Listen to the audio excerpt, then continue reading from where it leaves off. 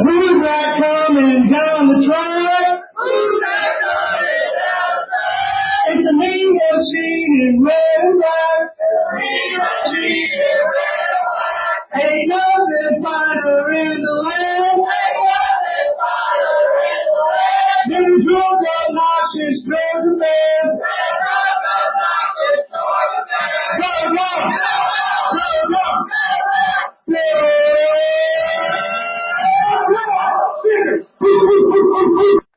What's up, y'all? This is John and Mike back for another episode of the Nothing Finer podcast. As always, you can find us Sundays, 8 p.m. on Millions and as part of the Fans First Sports Network. I'm going to go ahead and ask you guys for a favor right here, right now. Go ahead and go vote for us on Connect Savannah's Best of Savannah. I wish they told us how close the voting was. They don't. So just help us slit their throats and bury the competition, if you will. Like, just vote for us every day. Make a new email every day. You know, just whatever you got to do. Get us there. Get us to that open bar. Dude, vote early and often, please. Yeah, this is the most important election of our lifetime again. Caleb thinks we're not going to kidnap him, but He really is bold enough to think that's a joke. brother, I got the ski mask ready to go. I still got the Detroit in me. You were raised in Detroit. I was raised on the south side of Atlanta. Like, we can. He's not ready. That Augusta boy ain't ready. All right. So tonight we're doing our pre-spring top 10. I've got one. Mike's got one. Caleb's got one. We all have different reasons we picked who we picked and different ways that we went through this. Before we get into all of that, we got to talk about the non-football sports and the weekend that they've had. Mike, go ahead with the basketball. So we've always been a basketball school. Like we've never wavered. No, not at sure. all. We've always been sports have pro continued 2 to 6 times a week, every week since January. Yeah, we've been a pro Mike White podcast this entire time. Never wavered. Always believed in him, no matter what. So they did. They spanked Texas. I don't know what it's like to lose to Texas since the Sugar Bowl a couple years ago. So this is great. Yeah. So at this point, so I think we got Florida. 2 games left. We beat. Golly. Yeah, we did. That happened while Caleb and I were recording. Mm-hmm. And y'all ready to blame me for the loss when it was going to happen. But were we? I don't know how it happened. But Georgia held on, beat Florida by 5. Helped them tremendously. Top 3 win. I think that was the first time in almost 20 years since they've won top 3 matchup. Gotta be. Yeah, I can't remember who exactly it was, but it's been a while since they've beat a top 3 team. So that was dope. Beat Texas on Saturday night. Huge win for them. They got I think 2 games left, and I think one of the alerts that I got earlier was that with that win, Georgia has a 60% chance to make the NCAA tournament. So let's go. I mean, you have to go to South Carolina, then you finish the regular season at home against Vandy. So things are on the up and up, hopefully. Yeah. I mean, it's very difficult to win games in the SEC this year. I mean, Texas was projected to be ahead of Georgia in the SEC bracket like a week ago. And they had the same record going into the game, and then obviously Georgia won, and they're being 6-10 in the SEC. Normally is terrible. Yeah, but the last year or two is remarkable, especially with how strong the SEC has been this year. Right. So huge win on a Saturday for Georgia, and earlier in the week against Florida. Baseball. So Georgia had a series this weekend against Florida Gulf Coast University. Dunk City, or whatever it was called. Well, yeah.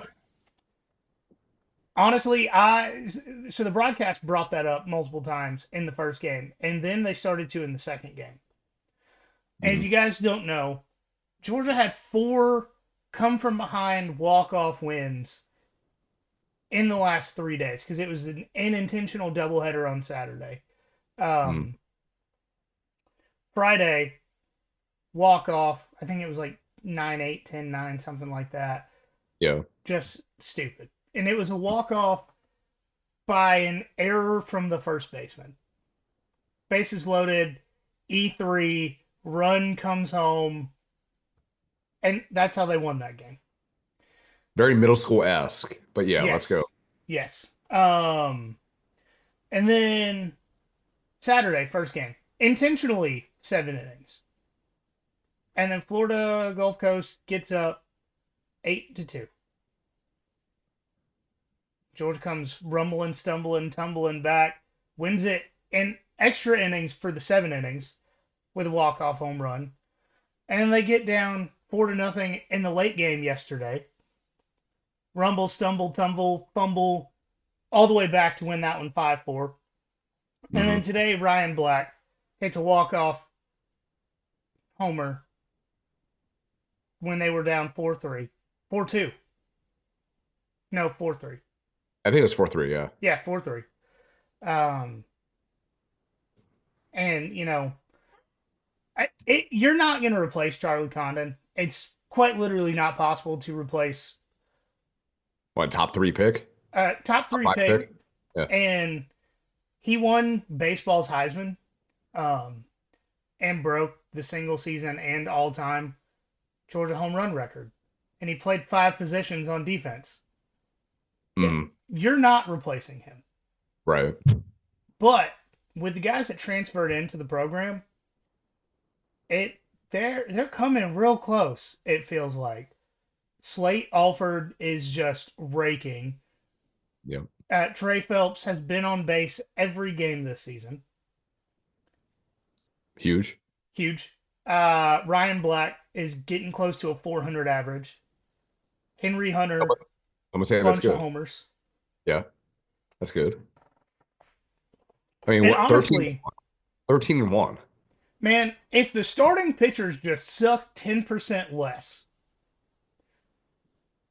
Georgia's given up 4 or more runs in the first 2 innings 5 times this year. The opposite of what would happen last year. Right. Right. Last year, you were giving up leads in the eighth and ninth. And the year before that, it was even worse.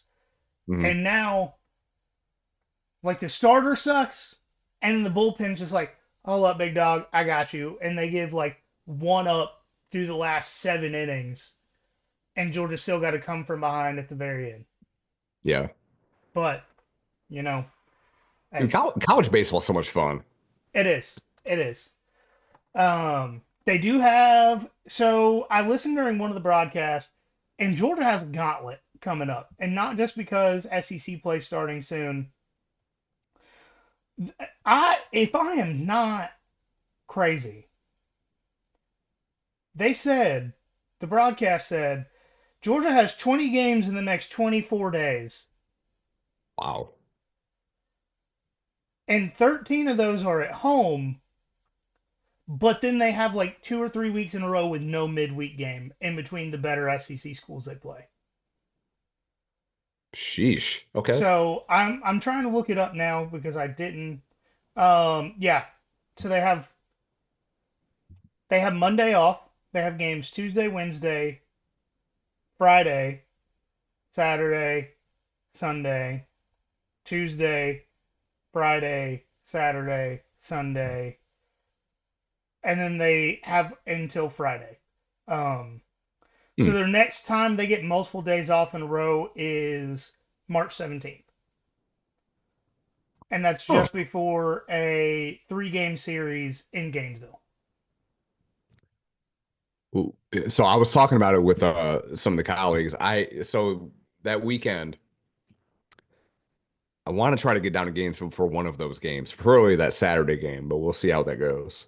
I know the Braves and Tigers play that weekend as well. I think is it 21st or 22nd. I want to make one of those things happen, hopefully, but we'll Yeah. see how they go. I am trying to fight that battle myself with getting a tattoo on Friday and then spending money to get my garden set up yesterday. I Yeah. I, I think I may have just adulted my way out of a baseball road trip. Yeah, it's tough. I mean, my birthday is on the 18th, so shout out me and all the other Pisces out there. But You yeah, I don't know. We'll see how it goes. it, it's not gonna happen, but my anniversary's 31st. I could try to work that in.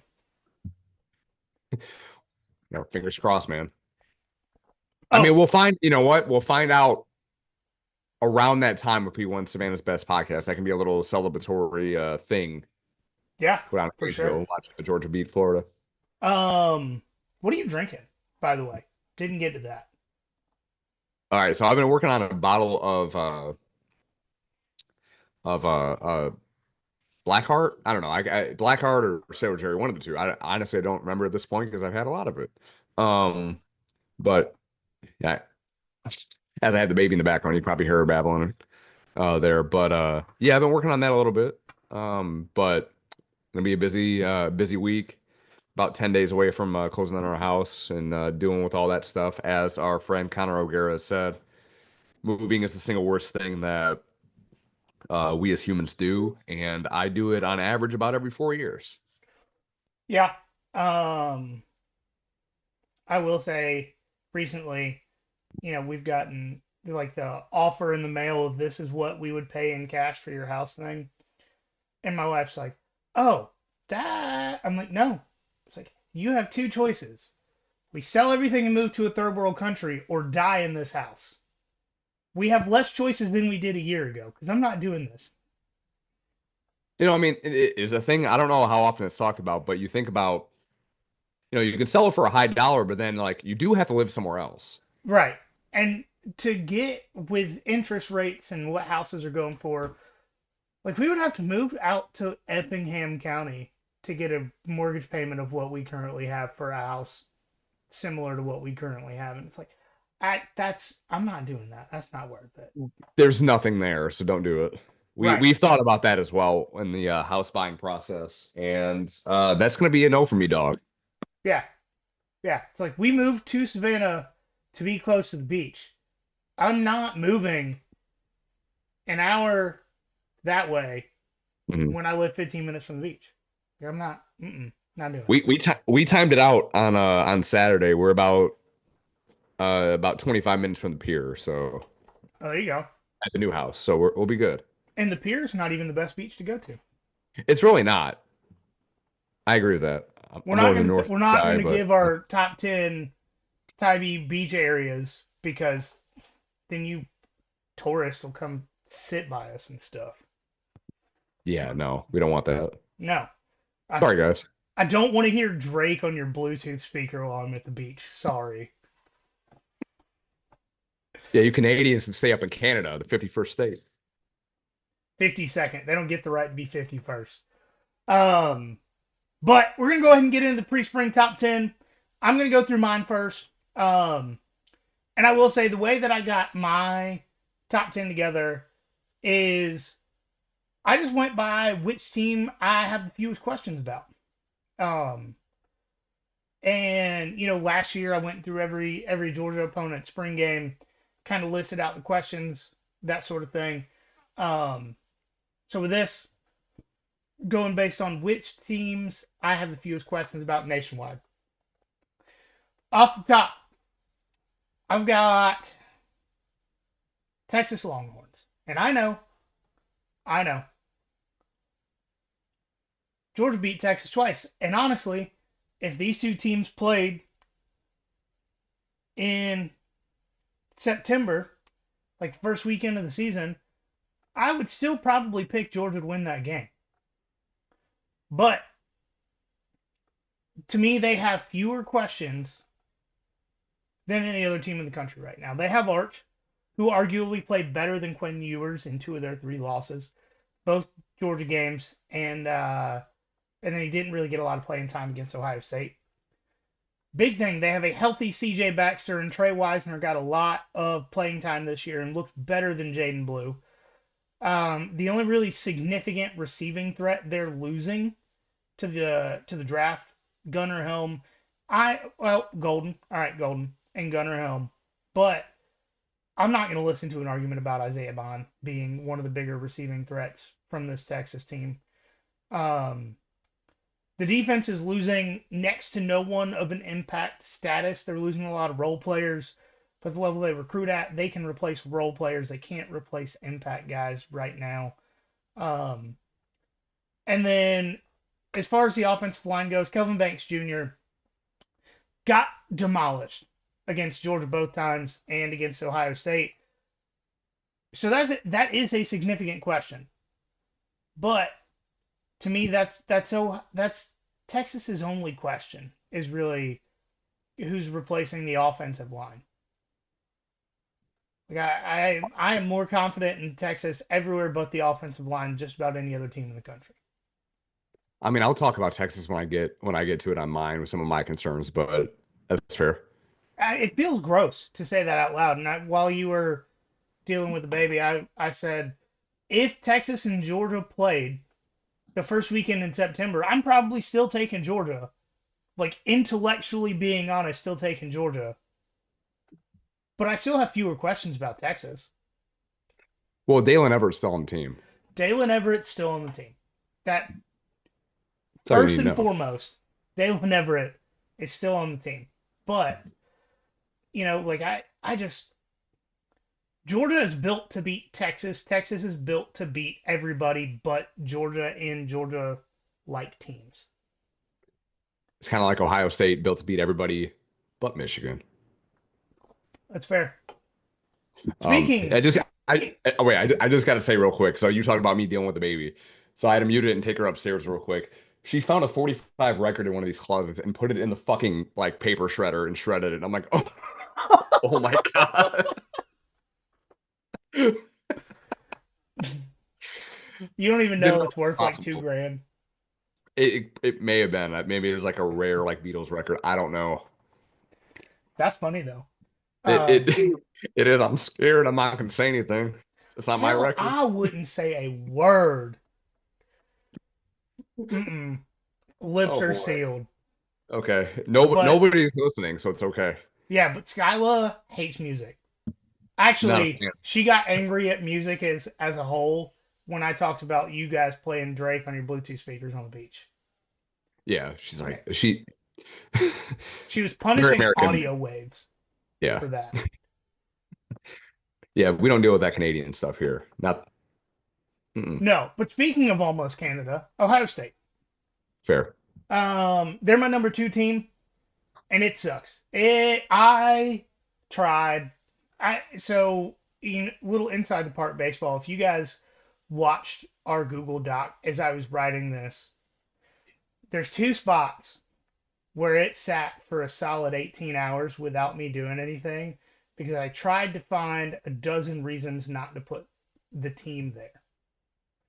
This is one of them.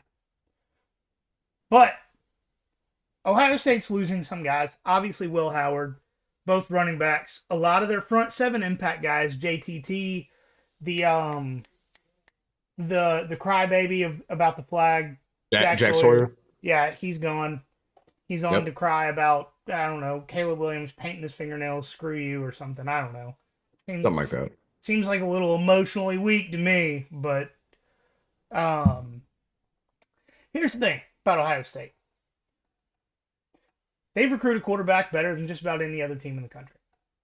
To replacing Mhm. Will Howard, I don't know why they made it such a priority to get him this year. Just being honest. But they have probably the best returning player in all of college football on their team. Jeremiah Smith. Not to mention Carnell Tate, Caleb Downs, who actually proved this year that he could do things other than just be an athlete at the safety position, like he was at Alabama. Yep. And they recruit just as well as Georgia, if not better in some years. And I just, man, their roster, zero questions. I don't have a single question about their entire roster. It's their coaching staff that makes me question things. And I'm not even specifically talking about Ryan Day here. Um, Oh yeah. both of their coordinator hires, I am still confused. Who was our offensive coordinator? I don't even remember. That's how little of an impact the guy was. Because I know who their defensive coordinator is. Yeah. Yeah. Matt Patricia, if you didn't listen last week. Oh, Brian Hartline got promoted as offensive coordinator. So, Okay. while everyone thinks that is a great hire, everybody thought the same thing about James Coley before he called his first play. Great recruiter. Great recruiter, wide receivers coach, can't call plays. You never know. I highly doubt Brian Hartline's going to be like that, but this is going to be his first time calling plays. When would you say Ryan Day's ass got off the coals?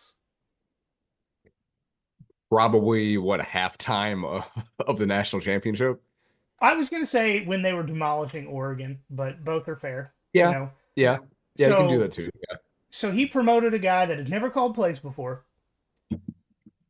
A few weeks after, they were saying, even if you make the playoff, even if you win a game, if you don't win the title, you're getting fired. And he's going to promote a guy that never called plays before. Got a lot of questions. He does have some room to play with now. Like, you can't fire a coach, like a year after you win a national championship, like in the first 12-team playoff. Like that even for Ohio State, that's a hard sell.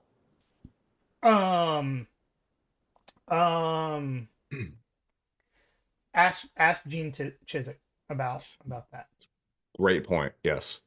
And to be fair, Auburn loves firing head coaches more than they like winning football games. Real but quick it still though, can get done. Yeah. Thoughts and prayers of Hugh Freeze. Yes. We're not going to make any jokes because it is well known if you've listened to us for a while. Even modern day Hugh Freeze, we're not big fans, but I don't wish his situation on anybody. No, prostate cancer is a SOB, so yeah. But, I have a family member that's just recently gone through this. It is top 3 most treatable cancers that you can get right now. And he found it early, so that's good. That's good news for him. Yeah, I have a family member that got diagnosed, and 6 months later, they're like, yeah, you don't have to worry about it again. So hell yeah. Yeah, nice. it's as another family member of mine, his oncologist said, if you had to get cancer and you could pick one, this is it. Like that and certain forms of skin cancer for sure, right? Oh, well, apparently there's a blood cancer where all you have to do is get blood taken once a month and you're fine. You just make too much blood and you get blood drawn once a month and you're fine. Interesting. Okay. Yeah. So anyways, Ohio State cancer, same topic. Yep. But the thing about Ohio State is, as much as we hate them, and as much as many questions we have about their coaching staff, if there was a 12-team playoff over the last decade, they would not have missed it a single time. A lot of that is due to the weakness of the Big Ten as a whole, but they are going to be Ohio State until further notice. They're always good, except for the Jim Tressel year where he got fired and what's his face, the Wisconsin head coach had to take over for him. I mean the better part of 40 years, at least, they've been an elite program. I mean, they were the best team in the country in 2012 and couldn't play a postseason game. Mm-hmm. So, you fire sweater vest, and then you hire oh, this guy is better, Urban Meyer. Yeah. Mm-hmm. Might be a better football coach. Yeah. Person, definitely not. No. All right, Notre Dame, my number 3. I know, back-to-back sins for being a Georgia fan, but hear me out. On offense, they are losing Riley Leonard. That's pretty much the end of the list. Eh, And yeah. we saw, I don't remember his name, but he's some sort of Italian name. Sounded like Angelica. When he had to come in, he was a significantly better passer than Riley Leonard. Now, is he going to be? Do we know if he's going to be the quarterback going into 2025? We don't know for sure, but this will be his third year on the team. I would just assume, you Yeah, know. like Gunner. Um, yeah, but with Riley Leonard, if anything, I think he held the offense back at times this year with his inability to make big time throws. Still, I know he took his team to the national championship this year. I know that Huge, he got an huge. invite to the combine. He got booed at the combine. Did he? Oh no, no, I'm sorry. Will Howard did. My bad. Will Okay, Howard that's did. fair. Yeah, yeah, that's fair. Um, but all right, just a little NFL hypothetical to put you in this my mindset. Right. There's a game tomorrow. You have to choose between two quarterbacks, same team. Pick what wide receivers, pick what offensive line, pick what running back. Don't care. I give you the choice. Two guys who, let's just say, they know the playbook equally as well. They're both healthy. Riley Leonard and Anthony Richardson. Who are you taking? Hmm. I mean, probably Riley Leonard. Really? I don't know. Anthony Richardson. I mean, he took anesthesia to get his whole back piece tattoo. Not a fan. Okay. All right. We were having a conversation about tattoos before we got started recording. If I told you that you could get your entire back done in 8 hours if you went under, would you do it? Hmm. Because I would. But part of the reason of getting tattoos is to show like, oh, I'm a badass, right? I mean, I know that's not really the Nope. case anymore. Not for Not me. anymore. Nope. Um, I don't know. That's tough. I don't like Anthony Richardson. I don't know. I mean, I don't athlete, either, yes. but in my mind, Riley Leonard is this is going to get me in hot water. He's a less athletic white Anthony Richardson with a worse arm. It's a great point. You are right about that. Thinking about it more more analytically and not just like hating on Anthony Richardson, you're probably right. I would And probably go with we are Anthony Richardson. comparing Riley Leonard to the worst starting quarterback in the NFL, objectively. Is he going to be back in Indy? Nobody knows. Right. Objectively, the worst starting quarterback in the NFL It's is like, who dog, we're I'm gonna tap out comparing here. Riley Yeah, Leonard to. yeah.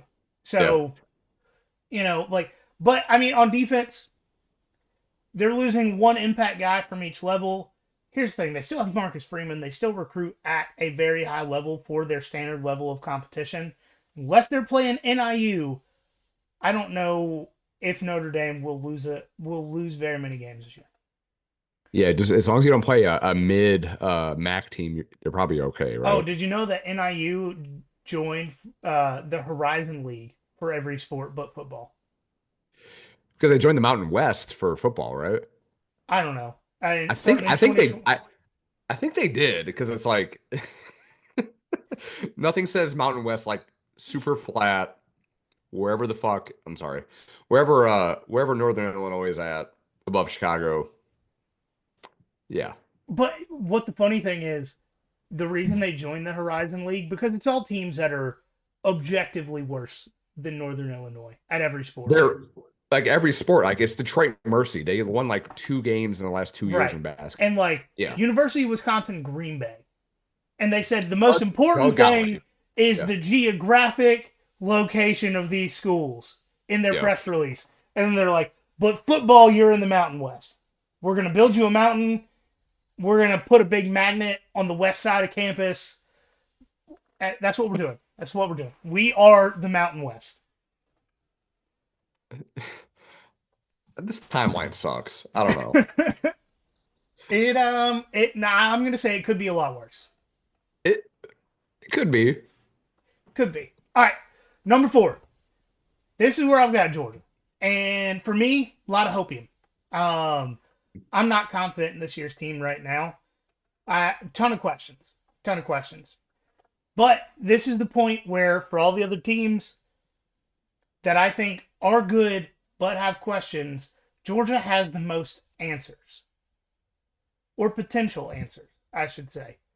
They're losing depth on the offensive line, the running back room, the wide receiver room's getting decimated, the defensive front's getting hit, the linebacker core is losing a lot. The secondary is the bright spot. And if you've listened to us over the last year, it takes a lot for me to say that. They're losing Mm. the least out of the secondary of any position. But here's what Georgia has and no other team in the country has. You have Kirby Smart, you have Win, Glenn Schumann, you have Will win. Muschamp, Hmm. you have James Coley as a recruiter. Yeah. Emphasize that part. Hmm. Um, and as much as we think Mike Bobo should not be the offensive coordinator anymore, the team as a whole did not do well on offense last year, regardless of the plays that were called. Yeah. So I think Georgia has the answers in on campus on the roster for these questions. We just don't know what they are yet, and they have the Mhm. coaches to figure it out. It's the reason I have Yeah. Georgia at 4 with all those questions. Hmm. 5. I thought this is where it was going to get interesting, and then reading yours, I was like, oh, maybe it's not that interesting of a pick. And then No, dude, reading, like when I was going through mine, I looked at yours for a little bit, obviously as well, and I'm like, I wanted to put this team there as well. I mean, they're going to be good. I don't. It's going to be interesting. yeah, so I've got Clemson here. And I think even with losing Phil Maffa and Jake Briningstool, according to Bill Connolly's returning production stat, one of my favorite things to look at through the offseason, Hmm. Clemson's number one in the country in returning production. That's crazy. I didn't, I wanted to look at it. I didn't get to it today, but Number one, and something like 74% of their offensive production is coming back. offensively, they weren't bad. Right. The defense Yeah. was the question. Yeah. And so I'm just going to go ahead and skip ahead because we already know they got a proven quarterback in Cade Klubnik. They've got proven running backs outside of Phil Maffa, proven wide receivers because they played 2 true freshmen at wide receiver last year. The defense, all 5 starters in the secondary, true freshmen last season. You've Hmm. got the kid that we wanted, and I cannot remember his name, Sammy Brown. Same around. There we go. You got Sammy Brown. Wade Woodaz is coming back. Most of your defensive front's coming back. Like they made the playoff and had a good game in Austin with a secondary of all true freshmen, with a defense starting 6 to 7 true freshmen. They almost beat Texas. Yeah. I think that with them hiring Jim Knowles and everybody, all their young guys Wait, getting well, they better didn't. on Oh, no, defense. Penn State got Jim Knowles. Penn State got Jim Knowles. Who did? They got the Oh, Penn State coordinator. they got the Penn State coordinator. Yeah, That's what I'm it thinking was a of. All right, switcheroo. Yeah, all yeah. right. Still a step up, defensive coordinator wise. I think that Clemson is a semifinal team at worst in 2025.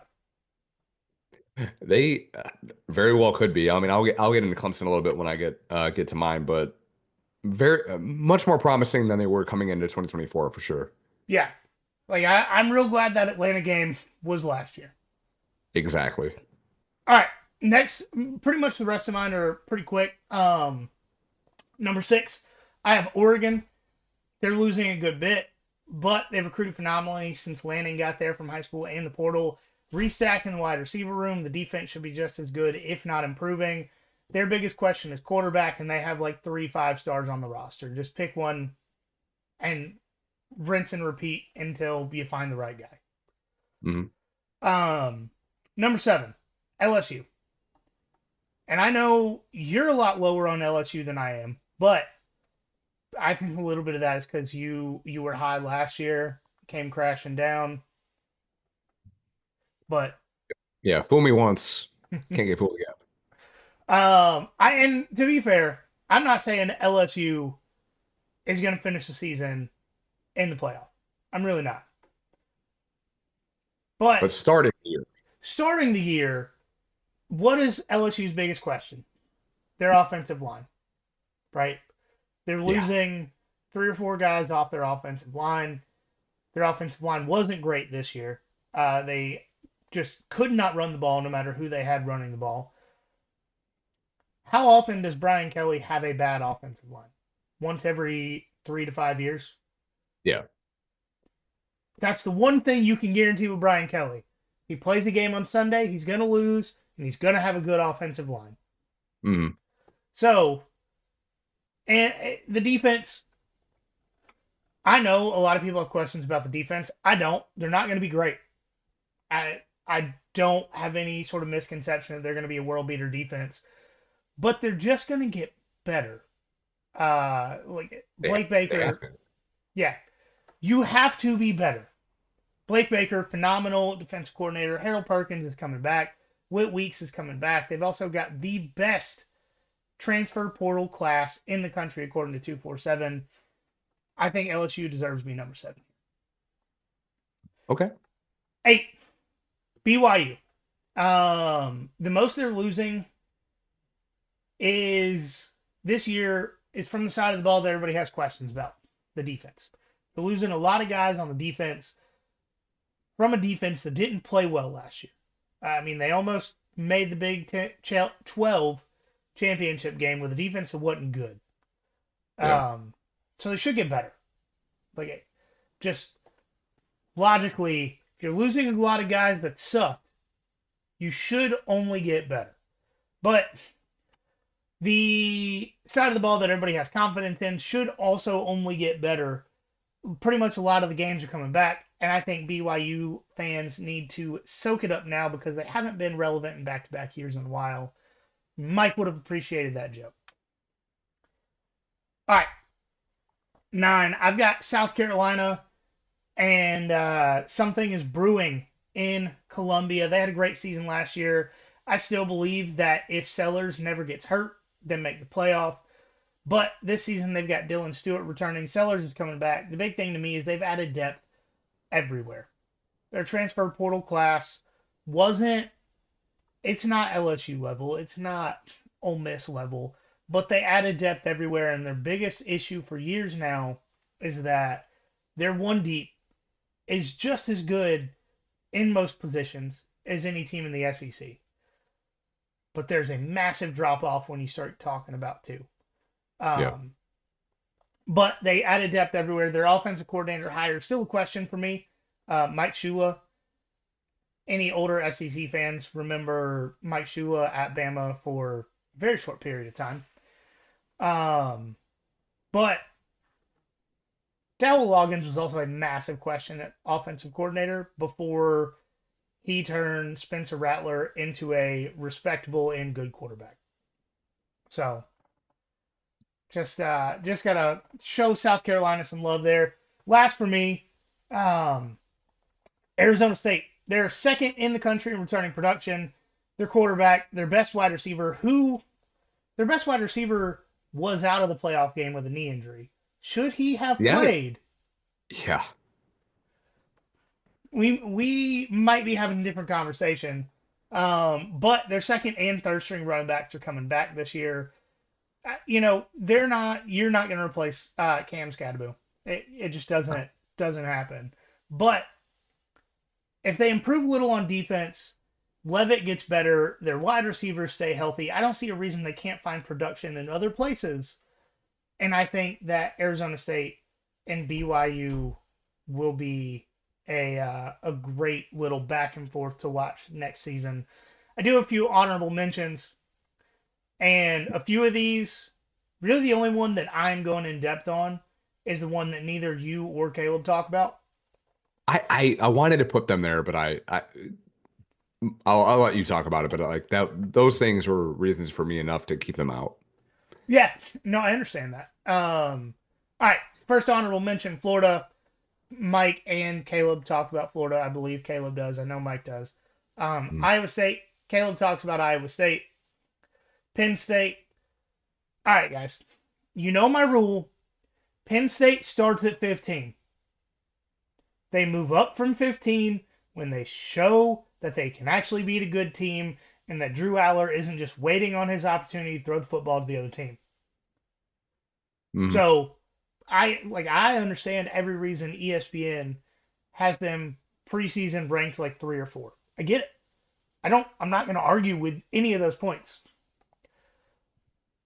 But my rule of thumb, Penn State is number 15 until they prove otherwise. Fair. Indiana, they're losing Curtis Rourke and Justice Ellison, but they're replacing them with Fernando Mendoza, the guy that, should the referees have actually called targeting, would have beaten Miami. Mhm. And their running back 2 is returning, and they're bringing in a guy from Maryland, Roman Hemby. Want to say he had close to 1,000 yards last season. I could be entirely wrong and looking at the wrong stat for that. But Indiana just kind of reloaded based on what the players they lost were good at. So while I think it might be a stretch to say Indiana's going 11-1 this year, I do think they're still going to be good. I don't think they're dropping off the face of the earth. Yeah. That's all fair. All right, you ready to get into yours? Yes, sir. All right. So, number one, pains me to say, as you guys know that have listened for long enough, even just this past year, number one, I got Ohio State for a lot of reasons that you mentioned. Reigning national champ. They still have Jeremiah Smith, probably the best player in the country at this point, even as a sophomore. We'll see if a former 5-star quarterback Julian Saint can replace Will Howard. We'll see about that. They do have a difficult start to the season. They actually host my number 2 in week 1 in Columbus, like August 30th or whatever, and that is Texas. Again, a lot of the reasons that you mentioned earlier for Texas, but I do have the number 2. They do lose Isaiah Bond and Matthew Golden. How large of a loss do you think Isaiah Bond is? I mean, it's not as big as Matthew Golden by Yeah, any means, to me, it's but losing a name. Like losing that's fair. somebody that coaches are going to talk about in practice Hmm. and not really have to plan for. Yeah, I mean, he's certainly more of a name than anything. Uh, Arch probably, if we're being honest, Arch probably should have started over Ewers a good part of last year, but Yep. didn't want to disrupt the locker room with that. But we do know that Texas can reload after losing a bunch of guys prior to the 2024 season. They went back to back semifinal games. Granted, one was a 14 playoff and then one was a 12, but they still got to the semifinal 2023 and 2024 nonetheless. So Texas should be right there still. I don't think they're going away, much to my chagrin. 3, I do have Georgia. Like you, this is a lot of hopium going on here. We still really, really don't know what Gunner is. We've only seen him against Texas, and obviously against Notre Dame as well. But we do know that he cares. That's a big part. Yeah, and we're not going to talk about it right now, but the quote Arian had at the Yeah. combine, Hmm. yeah, we all know who he's talking about. Right. He said it without saying it. Yeah, But Georgia does lose Aaron Smith, Dom Lovett, Tate Ratledge, Malachi Starks, Jalen Walker, Michael Williams, Dirty Dan, ETN, Warren Brinson, and Nazir Stackhouse, which really are going to be tough to replace. But Dogs still have Nate. All the tight ends are still back. CJ Allen, Rylan Wilson are there as well. And hopefully the version of Dalen Everett that we got versus Texas both games will be more prevalent throughout the year. That's what I'm banking on. It's been a little bit since we have a shutdown corner. Hopefully Dalen can grow into that role. I don't even But necessarily like if he is just more physical this year, mhm, and we have Ellis yeah, Robertson.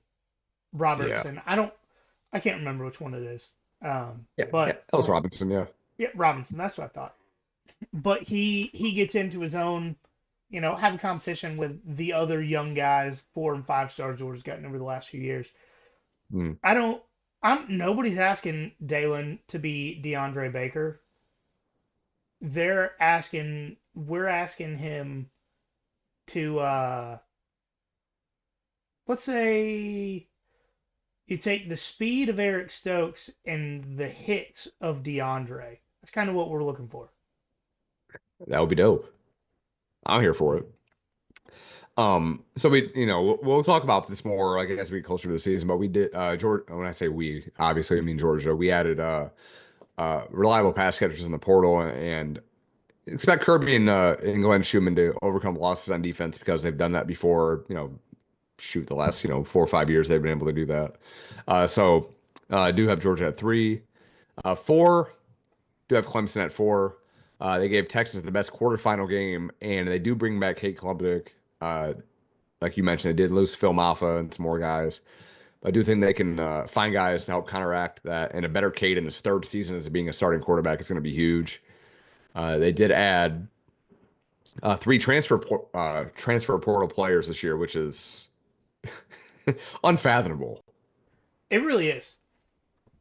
I don't know if they've done that the last 4 or 5 years combined. Well, yeah, I was about to say the only transfer player I can remember them taking was a quarterback that played at Clemson, transferred out, and then transferred back in. Yeah. I mean, it's like them and service academies that we don't do transfers. But they did a lot for that. They brought in edge rusher Jeremiah Alexander from Alabama, and then Will Helt from Purdue, and then some guy, not a guy, but some wide receiver from Southeast Missouri State. Oh, they got a SEMO boy? Yeah, boy. Can't sleep on them. Never sleep on SEMO. No. 5, I got Notre Dame. They do bring back all the running backs that of note, and of course Marcus Freeman, after kind of rumors were out there with him flirting with the Bears position. He is back, like you talked about before. They lost Riley Leonard and will likely go with true freshman and grandson of former Michigan head coach Lloyd Carr, named C.J. Carr, of course. He was originally committed to Michigan, and he flipped to Notre Dame, which is they didn't interesting, offer but him $12 million, so he said, "Screw you." fair. Well, you know what? To be fair to CJ, he did do that before the Bryce Underwood stuff really got public, with him offering just 7 or 8 figures, right? Yeah. CJ was never going to get that. Also, the quarterback that I was talking about, Steve Angeli. So I was really close. It does sound like Angelica.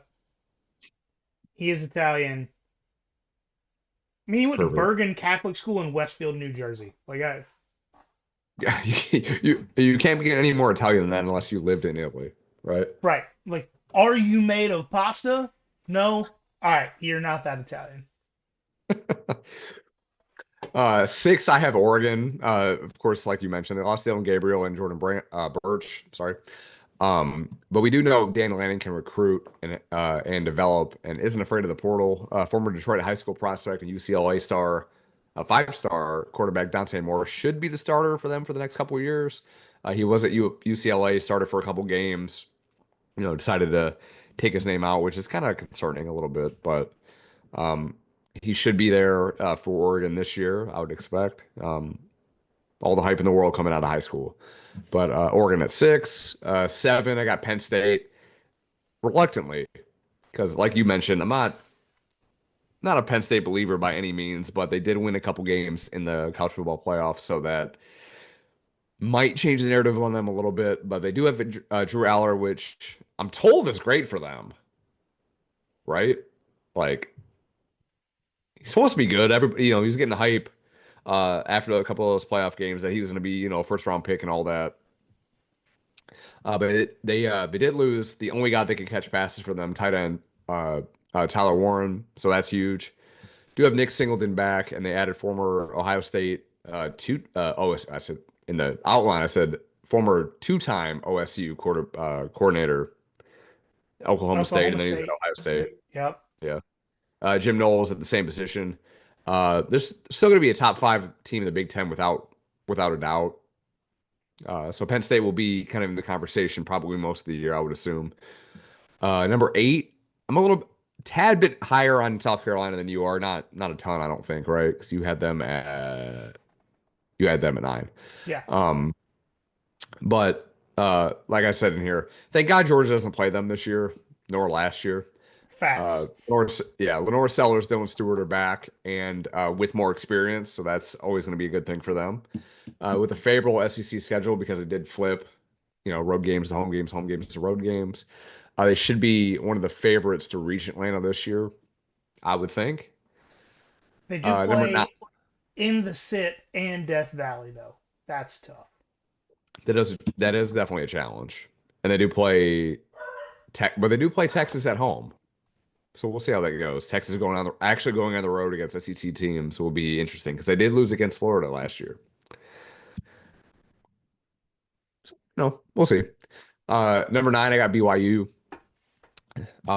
Forgive me for this, but the BYU is back, and Hey, like he always, has his own NIL line that say BYU.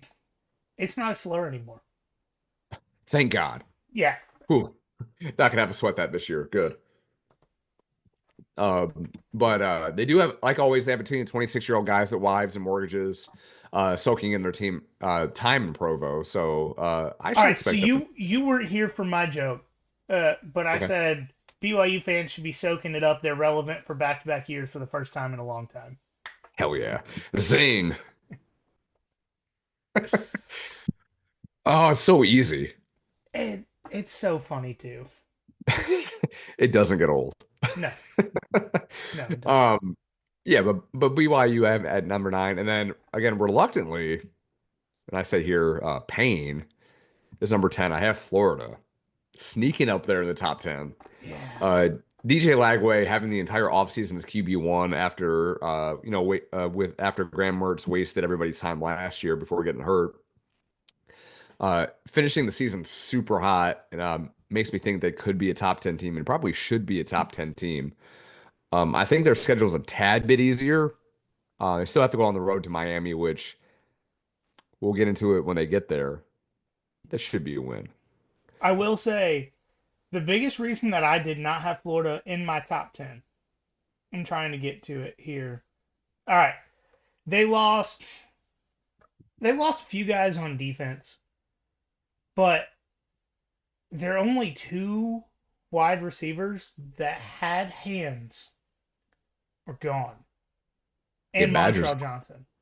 Yeah. Eli Badger and Kamire DK and Montreal Mhm. Johnson all gone. So Yeah. their returning production is not great. Yeah, we'll definitely see about that. I mean, I would love to be wrong on this and they just completely fall on their face, but we'll see. I mean, DJ Lagway's I wish he was a dog, but in the other sense, he is a dog. Yeah, no, I Um, agree about DJ Lagway for sure. yeah. So my honorable mentions, my just missed. I have Arizona State, like you mentioned. You talked about losing Cam Scatterboo. They did add problematic now. They added Kanye Ado from Udo. Army. Udo. Did I say it Forgot right? about forgot about him, but I'm real excited to watch him in that offense. I mean, he had 1,100 yards at Army last year, and he's the first Kanye that I've seen out in the wild besides the more famous one. But to be fair, he is like 23, and I don't think Kanye was all that big yet. No, I don't think so. Just before, I think. I don't know. I could be wrong. I feel like he got big in high school, but maybe his parents were like a super big fan of his producing skills before he rapped. I don't know. But we'll see. LSU, I also have in my honorable mention list. Bustin' Us is back, but they don't have an offensive line. Will Johnson's gone. So that hurts for them. So we'll see how that will be replaced. Shocking one is Illinois. 10 win season last year made Shane Beamer cry and have a tantrum in the bowl game. Okay, Vert's funny. I will say I can't hate Vert. I for sure can hate Burt, but the NCAA is talking about adding a rule because of that situation. Really? So yeah, because and so if you guys don't know, I guess like the full journalist story behind it, South Carolina was pissing off Burt because they were doing a lot of subs right at the line. Burt was having to call a lot of timeouts. So they almost got a delay game on a kickoff because of subs. Mm, And South Carolina player right in front of Burt did the sub signal that refs do, which is the T. yeah. The NCAA is proposing a rule that players cannot do the T signal on the field Whack. because it was right after that there was an injury and Burt walks over, essentially gets in Beamer's face and keeps doing the T. And it was right after Beamer had to call a timeout for it. So, I mean, honestly, cancel whatever game these two teams have in week one, have them play again. There might be a brawl if they did play week one. Because I'm sure the bad blood is not washed over at this point. Absolutely not. Shane Beamer holds grudges just like Kirby. Not a character flaw by any means. There's a reason he still wears sunglasses every time he plays Kentucky. Yeah. Last honorable mention I have is SMU. Jennings is back at quarterback, and I expect them to look good against most of the ACC. And then, well, I guess that wasn't the last one. I do have Tennessee and Bama just thrown in there as well, I guess. Yeah. Do have Nico. We don't. It's not so much the roster that Alabama has. It's more so that even going back to last year, Kalen DeBoer is a good coach. I promise y'all, he's a good coach. And We'll now that see. he's back with Ryan Grubb, he's dangerous. Yes. So we'll see. The And I mean, September last year he had a 30th game quarterback. against. He had a quarterback with tiny hands last year. He had Dude, he he had grew. Texas's version of Kenny Pickett because Jalen Milrose from Texas. Okay, Jalen Milrose somehow grew his hands like a half an inch since the Senior Bowl. I don't know how he did it, but he did. Yeah, Jalen, can you tell us how to grow half an inch? I could use It'd be it for huge. reasons. Huge. All right. For Caleb's, we're just gonna alternate. I'm gonna read one, you're gonna read two until we get to the end of it. Okay. But Ohio State is his number one team. He said, I hate it, but they're defending champs, and I see no reason to think they'll drop off much. Will Howard was just kind of there to run the offense, and they have a better athlete replacing him, and they still have a generational receiver in Jeremiah Smith. That's fair. It is. Yeah. Number two is Georgia. So this feels good. Shout out Caleb. This isn't merely hopium, but it's objective, fact-based analysis of this team right now. As always, Georgia loses a lot. They have a lot of experienced leadership on defense. Have some guys that started to emerge on offense last season, combined with a string of very talented receivers. The biggest question marks are on the offensive line and the defensive backfield. But the defensive backfield is never going to be bad with Kirby Paul Smart. And the O-line can be much worse than they were last season, so it's hard to say it's going to be a downgrade. And Georgia's going to have upgrades at the receiver position and an upgrade at the quarterback position. He's calling a shot. He is. Obviously, time will tell about the guy's talent, being Gunnar Stockton. There's no doubt about his toughness and willingness to do it all for the G on his helmet, which in Georgia culture is an upgrade. Can't argue that part for sure. Yeah. He's got Texas at 3, and he says there's a good argument for Texas to be above Georgia here, but until they can actually beat Georgia on the field or basketball court, Yeah. they are staying below. Plus, I'm not completely sold on Arce, especially with two of his best targets now gone. The only reason I don't have Texas lower is there are very few sure things this season. He's right about that. I mean, there's a lot of question marks going into 2025. And Texas' schedule is just as easy as last year. Mm-hmm. I know we don't project, like this is not projecting for what the end of the season is going to look like.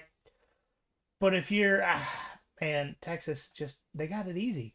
Except the big thing is they do play Ohio State this year because Yeah, the out of conference games would be huge for them. But because both of them have new starting quarterback. Ohio State's not canceling this game. Unless they can find some loophole out of it, I'm sure. Yeah. But they did beat Texas last year, so we'll see. I don't know. Yeah. Maybe they feel confident. Number 4, he has Notre Dame. The Irish don't lose many of their biggest weapons this year, and like Georgia, he can think of a young replacement quarterback that may be an upgrade. Marcus Freeman earned a lot of respect last year, and Caleb thinks that he'll have his team on his back in the playoff, or think he'll have his team back in the playoff, I should say. Sorry, misspoke, but yeah, makes sense. All right. Next one is Penn State. It's kind of gross for me to Yuck. have gotten this one because I did not plan this out. He says Drew Aller is mid, but bringing back Singleton and adding Jim Knowles is massive for them.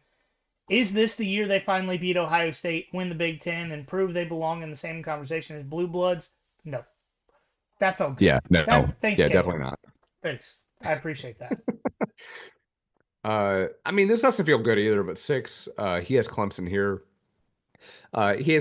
Hates ranking teams highly just because they bring back their quarterback, but Kate Klubnik was a massive part of the reason Clemson won the ACC last year, and the football gods may finally bless Dabo now that he's using the portal a little bit. Those 3 guys. Yeah.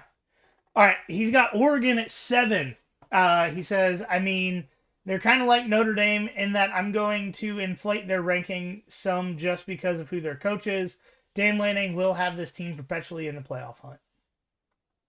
In the Big Ten for sure. Yeah, Yeah. absolutely. Yeah. 8, he has South Carolina. Beamer Ball is building something in Columbia, like you mentioned earlier. And with Sellers returning and that defense, they may be a dark horse to make the SEC championship game. Again, I agree with that wholeheartedly. All right. SMU, another returning quarterback pick, but also their favorable schedule should have them in the playoff hunt. They do have to play at Clemson, but other than that, smooth sailing through week 3. They're playing the newest teams in the FBS, Missouri State, on the road. Not sure why they agreed to that. Wait, what?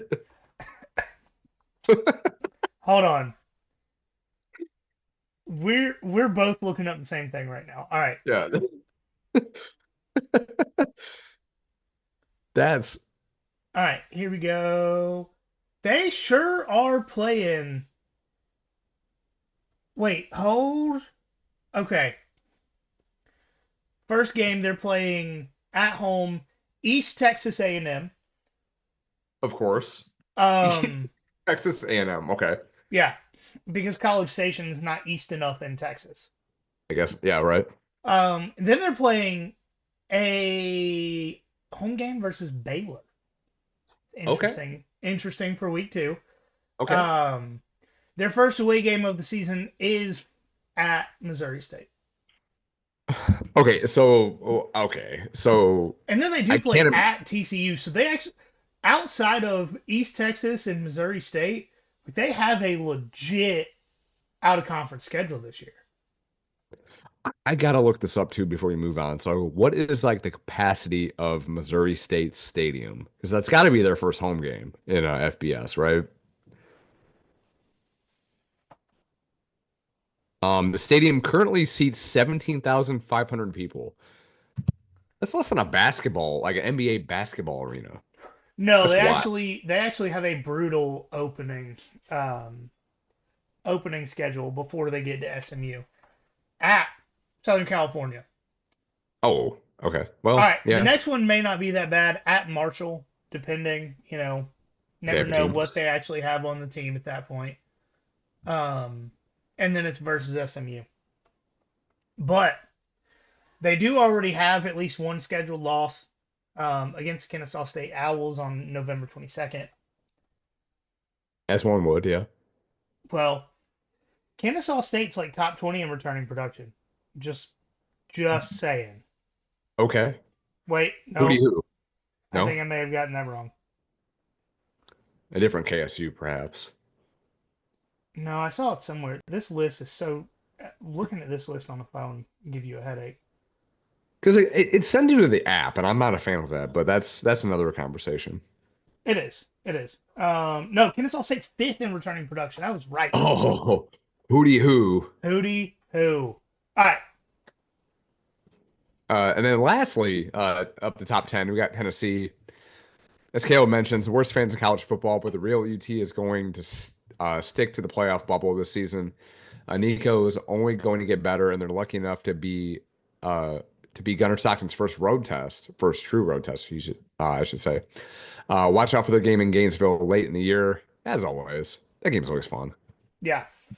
Honorable mentions. He has Alabama first. They always sort of find a way to sneak into this conversation. Big facts. Yeah. He has Florida also in his honorable mentions. DJ Lagway is him, even if some of Billy isn't. And Georgia beat them in basketball last week, so ja ja ja. That's not what he said. That's what I said. All right, next one. He's got the BYU Jew. Enough said. Yeah. And then one team that neither of us brought up was Iowa State. I brought him up. I just didn't go into detail. Oh, that's fair. I mean, nobody really has details on Iowa State. They do return their quarterback and their two-headed monster at running back. And while they're losing their top two receivers, they brought in two very talented transfers to replace Xavier Thompson from UCF and Chase Sowell from East Carolina. Don't be surprised if they ever want to find out and win the Big 12. I mean, they were close last year. They were. Big 12 Right, going to be fun again. Big 12's always fun. Always. So I do want to remind you guys, if you haven't already voted today for Connect Savannah's Best of Savannah, please go do that. Help us kidnap Caleb. Yeah, we got like 2 weeks left, y'all. Like March 17th to midnight deadline. Yeah. Mail it in. Also, while everyone in Savannah is sleeping on a sidewalk somewhere downtown over St. Patrick's Day, you guys, if you don't live here, can vote for us while everyone in Savannah is sleeping it off. So please do that as well. Please. Follow us on social media. Y'all know where to do that. If you don't, it's all around for the YouTube audience. So go follow us there as well. Subscribe. And rate and review the show 5 stars. All that fun stuff. Yeah, share with your friends, enemies, acquaintances, all that. You know, just go to a nursing home, pull all their phones out, start listening to the podcast on their phones on silent. It'll be all right. They won't notice. They don't know any better. Yeah, absolutely. But as always, remember, there's nothing finer in the land than a drunken, obnoxious Georgia fan.